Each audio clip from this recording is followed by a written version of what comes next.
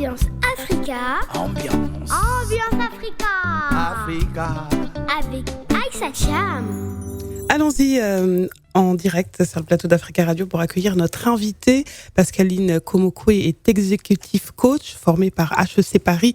Elle est aussi coach PNL, c'est la programmation neurolinguistique. Merci de nous rejoindre sur le plateau d'Africa Radio pour nous présenter votre jeu de développement personnel. Ça s'appelle les GLAD et vous nous expliquez que dans l'exercice de votre métier de coach, vous avez d'abord constaté qu'il n'y avait pas suffisamment d'outils ludiques et pertinents pour mieux se connaître, aider l'autre à comprendre ses blocages et pouvoir passer des moments sympathiques avec ses proches tout en travaillant la connaissance de soi. Voilà les raisons pour lesquelles vous avez sorti ce jeu GLAD. C'est bien ça? Bonjour. Bonjour. Vous allez bien? Ouais, je vais très bien, ravie d'être là aujourd'hui. Alors, ça venait aussi d'un besoin personnel par rapport à votre propre histoire, Pascaline Komokwe. Est-ce que vous nous racontez un petit peu le cheminement? Qu'est-ce qui vous a poussé à mettre en place, à créer ce jeu et à le sortir à les GLAD? Ouais, en fait, déjà, c'est Pascaline Komokwe. Ouais. Il y a une petite erreur. Komokwe? C'est Komokwe. Ouais, d'accord, désolée. Et oui, mais c'est pas grave. Disons que l'histoire du jeu Les GLAD, c'est beaucoup plus profond que ce que ça peut laisser paraître. Ouais. C'est un jeu de développement personnel et de programmation neurolinguistique. Ouais. Dans le cadre de ma formation, je me suis rendu compte que on pouvait coacher les gens et apporter un peu de jeu dans la manière de coacher. Et je trouvais qu'il y avait un manque à ce niveau. Il y avait évidemment des jeux de développement personnel, ça existe déjà.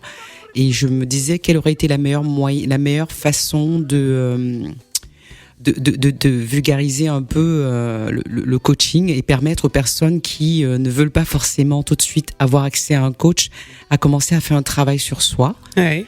Et ce constat, pour moi, je me suis dit, mais voilà, c'est quand même important de faire une reprogrammation. Quand je dis reprogrammation neurolinguistique, ça concerne tout le monde. C'est un bien grand mot. C'est surtout pour dire qu'est-ce comment. que c'est plus précisément? Oui, je vais faire simple. Je vais pas aller dans la partie technique de la PNL. Pour faire plus simple, c'est que pendant toute notre vie, que ce soit depuis l'enfance, on grandit, on absorbe des choses, Ouais. que ce soit de notre éducation, notre environnement, et ça devient notre réalité parce qu'en fait, on n'a pas le temps de se poser des questions, on vit la chose parce que c'est comme ça. C'est la mémoire de nos émotions, de nos ressentis. Exactement. Sauf qu'à un moment donné, on évolue et on fait notre propre vie et on a envie de découvrir autre chose. C'est là où la PNL intervient en fait. C'est parce que notre cerveau a été programmé d'une certaine façon et par rapport à nos réalités, notre vécu, on le reprogramme.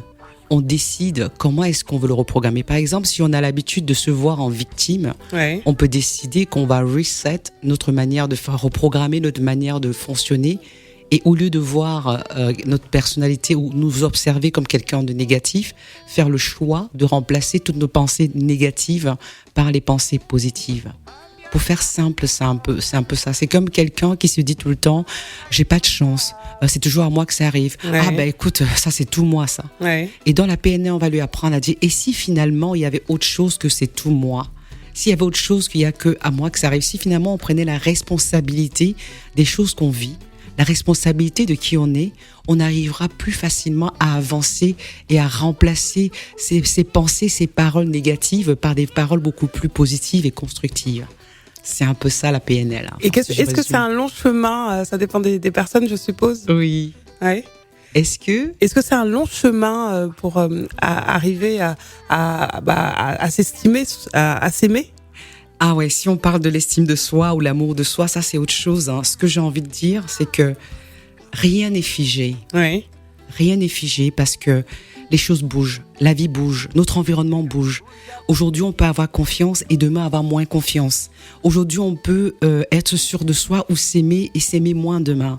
Je pense que dans notre état d'esprit, si on a conscience que tout dépend de nous, tout dépend de ce qu'on décide de faire et qu'on ose faire, qu'on a le courage de faire, on peut quand même garder un certain cap. On peut mettre une certaine barrière se disant, voilà en dessous de quoi je ne peux pas aller. Voilà la valeur que je me donne. Alors Voilà. vous dites découvrir le développement personnel et l'approfondir m'a complètement transformée. Qu'est-ce que ça a changé pour vous ? Alors, c'est beaucoup de choses, franchement. C'est quoi justement, c'était quoi votre vie avant de découvrir le développement personnel ? Alors, c'est vrai que on y passerait la journée, mais je vais faire très court. Je sais que personnellement, le développement personnel m'a rapproché de ma foi, m'a rapproché de Dieu en fait, parce que j'ai été élevée dans une famille catholique très pratiquante. Ouais. Et je faisais les choses, j'allais à l'église le dimanche, c'était par automatisme. Après, j'ai découvert d'autres façons de communiquer avec Dieu. Et le développement personnel m'a aidé à savoir qui je suis, qu'est-ce que je veux et comment demander concrètement ce que je veux à mon Créateur. Donc vraiment, si je dois parler d'un point précis où ça m'a permis de me concentrer, de me recentrer et de savoir quelle est ma valeur. Et de ne pas attendre que les autres me donnent une valeur. Parce que si je ne me donne pas une certaine valeur, les autres ne vont pas me donner cette valeur-là. Si je ne m'aime pas suffisamment, je ne peux pas attendre des autres qu'ils m'aiment. Mais quel a été le déclic chez vous ? À partir de quel moment vous vous êtes rendu compte qu'il fallait faire un travail sur vous ? Alors, c'est vrai que j'ai un parcours un peu difficile qui, ça s'est fait progressivement. J'ai perdu un fils de la mort subite du nourrisson il y a quelques années. S'en est suivi des périodes un peu très très très très compliquées dans ma vie, et le déclic a été surtout fait dans la mesure où je me suis retournée, après parce que j'ai divorcé entre-temps, je suis venue m'installer à Paris. Ouais. Et le fait de me retrouver seule en fait, seule face au monde, face aux réalités de la vie, parce que je vivais un peu dans les nuages. Ouais. J'avais une belle vie et tout ça, et là je repartais à zéro. Je crois que le déclic en fait a été là parce que j'ai compris qu'il fallait que je me retrouve moi, parce que pendant longtemps je vivais pour mon mari, je vivais pour mes enfants. À aucun moment je me demandais qu'est-ce qui est bien pour moi. Et là, ça a été vraiment le premier déclic, mais je ne savais pas que le développement personnel devait m'aider dans ce sens-là. Ouais. Parce que je pensais que j'avais suffisamment de confiance en moi, je pensais que j'étais une personne qui sait ce qu'elle veut. Mais quand on prend le temps de se dire, finalement, qui suis-je en fait ? Finalement, qu'est-ce que je veux ? Est-ce que les choix que j'ai faits jusqu'à présent, ce sont mes choix ou ce sont les choix qu'on m'a mis dans la tête ? Je pense que c'est là où il y a eu le déclic, au moment où on se retrouve face à cette réalité, où on ne peut plus s'offrir ce qu'on veut comme on voulait avant. On peut plus se dire, écoute, voilà, demain je vais à tel endroit, où on commence à prendre conscience de la valeur des choses qu'on a, en fait. C'est cette prise de conscience qui s'est faite, et je me suis retrouvée à faire un groupe d'échange avec des femmes. On se disait, voilà, il serait peut-être temps qu'on se regroupe pour parler de développement personnel. Ouais. Et voilà. Et ça s'est enchaîné. Et ensuite, vous êtes formé, Ouais. suivi notamment des formations d'exécutif coach à HEC Paris, Oui. coach PNL, à l'Institut Paul Pironnet. Oui. Et donc, vous êtes aussi documenté, vous avez lu des livres, regardé des vidéos, vous êtes plongé à 100%, on va dire, dans le développement personnel. Ouais. Et donc, vous lancez ce jeu GLAD. Alors, dites-nous un petit peu de quoi il s'agit, les GLAD. Alors, pourquoi ce titre déjà ? Et quel est le principe de ce jeu ? Alors, les GLAD, c'est gladiateur. Ça vient de gladiateur. D'accord. Et dans le sens, sois un gladiateur au service de ton bonheur. Parce que finalement, tout tourne autour du bonheur. Et les GLAD, c'est une manière de vivre, une manière de prendre du temps pour soi autour des 10 piliers de la réussite. Et quand je parle réussite, c'est pas forcément une réussite financière. Ça l'est aussi, mais c'est surtout qu'est-ce qui te rend heureux. Parce que ce qui te rend heureux, c'est peut-être pas les mêmes valeurs au niveau du bonheur de l'autre. Chacun a sa notion du bonheur. Donc le jeu Les GLAD, ça part de 10 piliers. Oui. La discipline, la motivation, le lâcher-prise, la confiance en soi, la mission de vie, la gestion du stress, l'estime de soi, la communication, les croyances limitantes et la conscience du moment présent. D'accord. Ce sont 10 piliers essentiels, mais vraiment essentiels pour pouvoir avoir la vie qu'on rêve d'avoir. Je ne dis pas qu'on va être bon dans les 10 points, mais on peut déjà commencer à travailler sur un point qui est très handicapant dans notre évolution personnelle. Ouais. Si on prend l'exemple des croyances limitantes, dans le jeu Les GLAD, si on parle des croyances limitantes, on va parler en fait du fait qu'on se dise « je ne suis pas capable de faire telle chose ». De toute façon, Les je peux pas barrières le que faire. l'on se met. Voilà, c'est ça, c'est Ouais. ça. C'est très puissant et c'est très profond. C'est très profond parce que ce sont des barrières, on n'a même pas conscience de ça. Pour nous, c'est normal de penser qu'on ne peut pas oser ou aspirer à plus grand que ce qu'on voit autour de nous. Parce que notre référence, elle est liée à notre passé, dans notre mécanisme, en fait, au niveau du cerveau. Ouais. C'est qu'on se dit, on connaît les échecs. On connaît des personnes autour de nous qui se limitent à très peu. Voilà, s'ils peuvent manger, boire, ils sont heureux. Et ça, je le respecte. Et comme on a cette croyance qu'on ne peut pas être mieux que ce qu'on voit, on se limite à s'autosuffire à ce qui nous entoure. Et quand on fait le travail sur soi par rapport à ce problème de croyance limitante, on se dit par exemple, bon, toi tu peux jamais être avocate ou tu peux pas être médecin demain. Ben, tu as grandi avec cette croyance que tu n'étais pas bon en matière scientifique, tu peux pas y arriver. Mais parce qu'on t'a mis ces croyances, elle est devenue ta réalité parce que tu y crois. Voilà, donc en fait le jeu, les glades, il y a les 10 thèmes comme ça qui vont te permettre d'aller en fait creuser au fond de toi, te demander mais en fait cette croyance, pourquoi tu crois que tu n'es pas capable? Qui a mis cette croyance en toi? Est-ce que toi, tu es OK avec ça? C'était peut-être vrai dans le passé, mais avec ton évolution aujourd'hui, est-ce que c'est toujours d'actualité? Tu vois, c'est vraiment beaucoup plus un travail sur soi. C'est un jeu de cartes, mais c'est pas un jeu pour passer du temps comme on veut juste rigoler. C'est vraiment un jeu qui nous permet de nous poser et de dire, voilà, je prends un moment pour moi, je prends un moment avec mes enfants, parce que par exemple, avec mes enfants, on a parlé de la thématique de la confiance en soi. Je demande à ma fille, c'est quoi la confiance en soi? Elle dit, maman, c'est quand tu n'es pas sûre que tu vas réussir à ton examen. Je dis, d'accord, ok, on peut en discuter. Voilà, donc c'est vraiment... En fait, ce sont des questions, des définitions. Oui. C'est des questions, des challenges. On tire une carte, on discute là-dessus. Oui, on tire une carte. Il y a 18 modes d'utilisation dans le jeu, les glades. Il y en a 18. D'accord. Et vraiment, c'est pas mal parce que c'est aussi bon pour les particuliers, pour jouer seul, en famille. Et aussi, beaucoup de coachs l'utilisent dans les séminaires, dans les team building, dans leur formation. C'est vraiment adapté pour tout public et pour les professionnels. Parce que moi, à la base, c'était pour les coachs que j'avais créé ce jeu de cartes. D'accord, ok. Et je me suis rendu compte qu'en fait... D'accord, très bien. Et quels sont les retours? En fait, j'ai vu qu'il y avait pas mal de témoignages sur les réseaux par rapport aux personnes qui se sont procurées le jeu. Qu'est-ce qu'on vous dit? Alors, ce qu'on dit, j'ai eu un message d'une dame qui elle m'a laissé un audio il y a un mois. Au tout début, c'était parmi les premières personnes à la voir. Elle me dit, écoute Pascaline, ton jeu m'a fait me disputer avec mon compagnon. Ah. Je dis d'accord, ça fait vachement plaisir. Elle me dit, figure-toi qu'on s'est rendu compte qu'on a un problème de communication. Parce que dans l'un des piliers, il y a le pilier de la communication. Ouais. Et c'était marrant parce qu'en fait, au début, je me disais, mince, qu'est-ce que j'ai fait? Elle me dit, mais non, en fait, ce qui s'est passé, c'est qu'ils ont tiré une carte sur la communication et ils se sont rendus compte que, en fait, elle parlait à son compagnon juste parce qu'elle avait besoin de se défouler. Mais lui, de l'autre côté, il avait toujours son avis à donner. Que non, mais vas-y, fais comme ça. Elle dit, mais ils se sont disputés grâce à ce jeu. Le mec, il dit, mais je t'écoute. Elle dit, mais non, tu m'écoutes pas. Ah, donc, ils ont vraiment dormi à l'hôtel du dos tourné. Grâce à qui? Ah ouais, j'ai dit, merci Pascaline et les glades.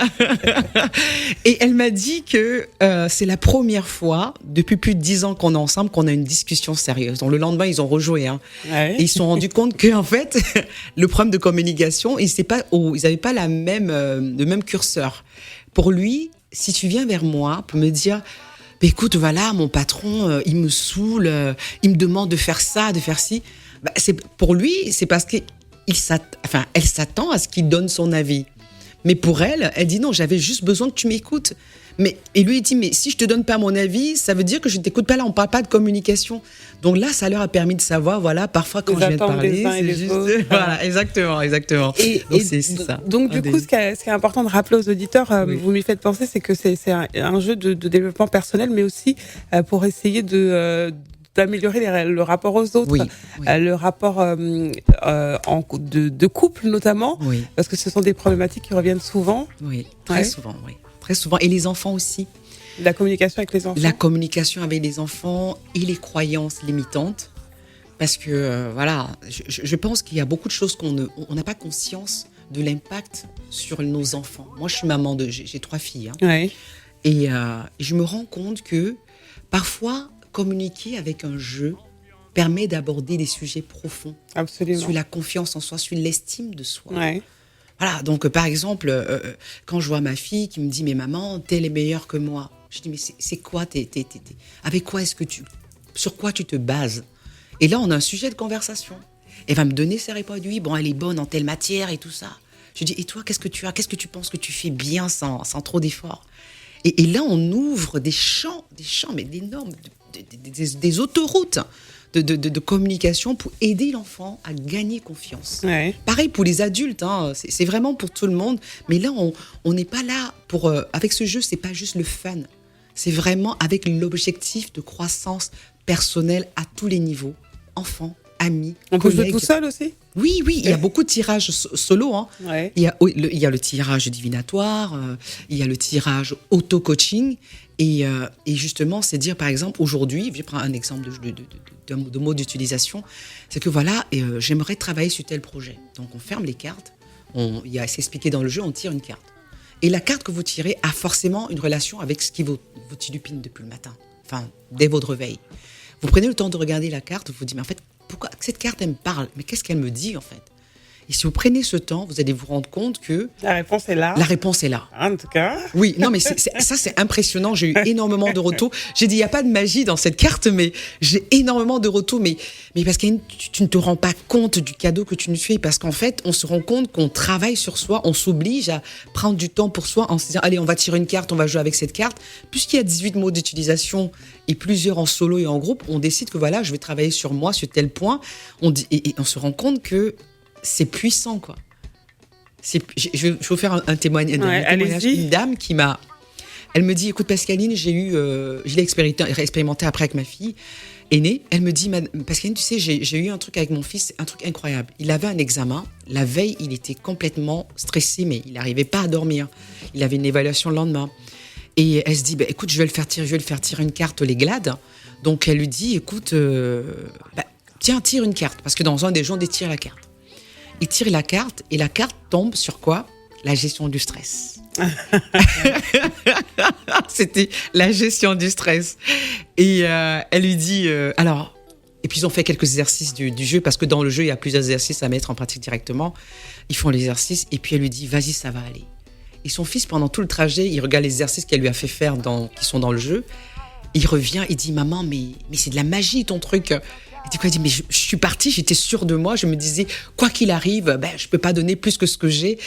Il avait gagné une telle confiance que l'examen, bon, j'ai pas eu la suite après, ouais. D'après ce qu'elle m'a redit comme retour, c'est qu'il était très satisfait de sa journée et que ça s'était très très bien passé.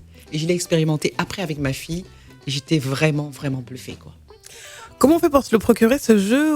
Où le trouve-t-on, Pascaline Kamokwe? Alors, ce jeu, il est partout. Il est sur Amazon. Ouais. Il est aussi sur mon site internet pascalinekamoku.com, mon prénom, nom, famille.com.